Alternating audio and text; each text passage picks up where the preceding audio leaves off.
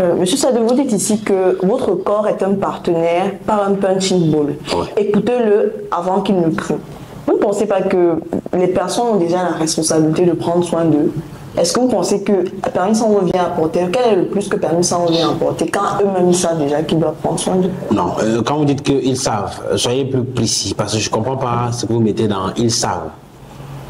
Ils savent qu'ils doivent prendre soin d'eux. Est-ce que c'est quelqu'un qui va venir leur dire qu'il faut que tu prennes soin de toi parce que tu dois, je veux dire quoi, te maintenir en santé? Vous voulez souligner quoi? La responsabilité non engageante de Permis 111, je veux comprendre. Je veux souligner le fait que Permis 111 ne devrait pas toujours se retrouver là où les personnes doivent eux-mêmes se prendre en charge. Bon, s'ils peuvent bien se prendre en charge, c'est tant mieux. C'est un peu comme quelqu'un qui a le permis B. Si vous avez déjà votre permis B, je ne vois pas la nécessité d'aller dans une auto-école. Donc, on est clair à ce sujet. Donc, ceux qui vont à l'auto, on n'a pas créé, au Cameroun, on n'a pas créé, par exemple, un auto-école pour 10 millions de citoyens de la ville de Douala. Donc, on a créé pour ceux qui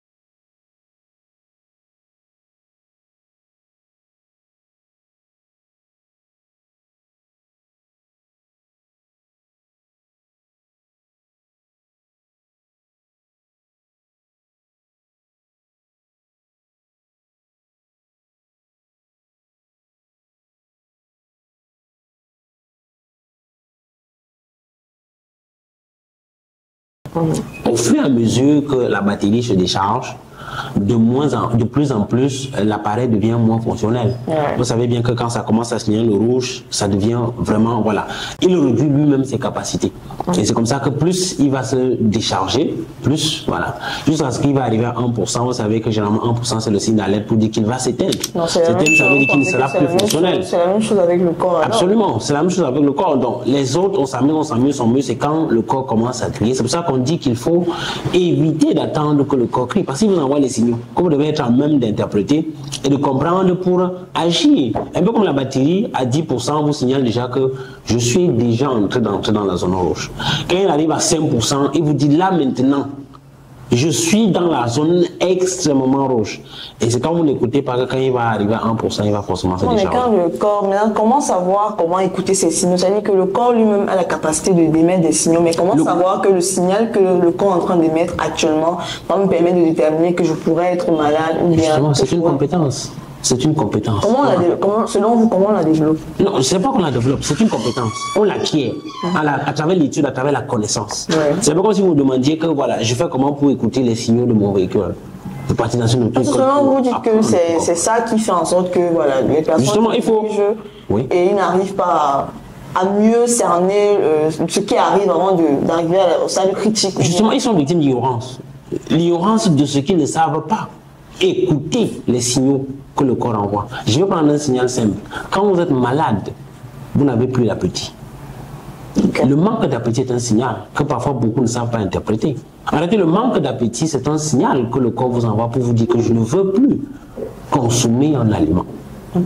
Après que vous ayez débarrassé ce corps de la surcharge qui est encombré là, tant que vous n'avez pas fait, il ne va pas accepter notre plat. Vous vous rendez compte quand vous êtes malade, même ce que vous aimez, vous n'aimez plus. C'est un signal fort que le corps vous envoie pour vous dire qu'attention, vraiment, j'ai besoin, enlève d'abord la saleté là, avant de mettre l'autre. Vous voyez un animal que j'aime beaucoup qui est le chat, qui l'extériorise facilement. Vous avez un chat à la maison, moi je l'ai déjà observé à plusieurs reprises, quand vous avez un chat à la maison qui est malade, il ne mange plus rien. Peu importe ce que vous lui donnez, si vous avez l'habitude même de nos poissons brisés, qu'il aime beaucoup, il ne va pas manger. Parce que instinctivement, il sait qu'il est auto-intoxiqué et qu'il faut qu'il se débarrasse des saletés qui sont encombrées dans son organisme. Donc, il engage généralement un processus de jeûne où il peut passer 2 à 3 jours sans rien manger. Et c'est pendant ce processus-là maintenant qu'il se décontamine avant que la petite revienne. Ok, monsieur Sadou, si on revient avec le cas des êtres humains, est-ce qu'on va aussi commencer à adopter l'attitude que le chat peut-être de faire 2 jours de jeûne pour estimer qu'on peut se nettoyer C'est une compétence. On ne peut pas en l'espace, avec le temps que vous nous accordez, expliquer tout ce qu'il faut pour écouter son corps. Parce que comme je dis, c'est une compétence, c'est une étude. Ça veut dire que vous devez venir à mes séances, on va vous expliquer point par point les différents signaux que le corps émet. Je n'implique là que si on ne vient pas à permis, on ne peut pas savoir interpréter les différents signaux. Non, on ne dit pas que ce n'est qu'à... Quand vous le dites, c'est comme si vous dites qu'il faut venir à permis sans honte pour qu'on puisse... Nous apportons des solutions concrètes basées sur l'expérience que nous avons menée. Nous ne disons pas que nous sommes les seuls à apporter ces solutions-là. On ne se demande pas d'être... C'est comme si vous avez créé votre auto-école et vous dites que vous êtes la seule auto-école qui peut délivrer le permis B. C'est un non-sens. C'est un colossal effet au bon sens. Nous avons des solutions.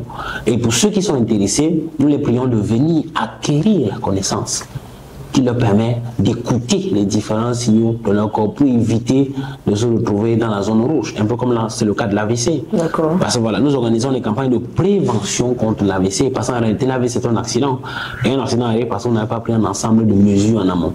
Ça veut dire que si vous apprenez à écouter, ça veut dire quand il envoie tel signal, ça veut dire ceci, il envoie tel signal, ça veut dire ceci, vous devez commencer à prendre les mesures en amont pour éviter d'arriver au stade de fatal. De toute façon, ce que moi je retiens, c'est que si mon corps émet des différents signaux, je dois juste me tenir vers parmi sans pour qu'il puisse m'aider à mieux orienter et mieux savoir de quoi il est question. Absolument. D'accord. Merci beaucoup, monsieur. Je vous en prie, madame Mathilde.